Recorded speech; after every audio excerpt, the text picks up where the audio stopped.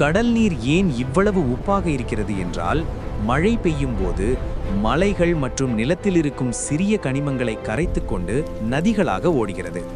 அந்த நதிகள் கடலில் கலக்கும்போது அவற்றில் இருக்கும் சோடியம் மற்றும் குளோரைடு போன்ற கனிமங்கள் கடலில் சேர்கின்றன.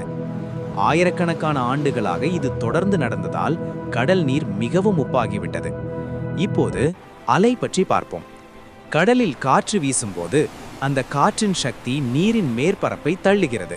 இதனால் சிறிய அசைவுகள் உருவாகி அது மெதுவாக பெரிய அலைகளாக மாறுகிறது. காற்று அதிகமாக இருந்தால் அலைகளும் அதிக உயரமாக இருக்கும். அதனால்தான் கடல் எப்போதும் அமைதியாக இல்லை. காற்றும் இயற்கையும் சேர்ந்து அந்த அழகான அலைகளை உருவாக்கி கொண்டே இருக்கின்றன.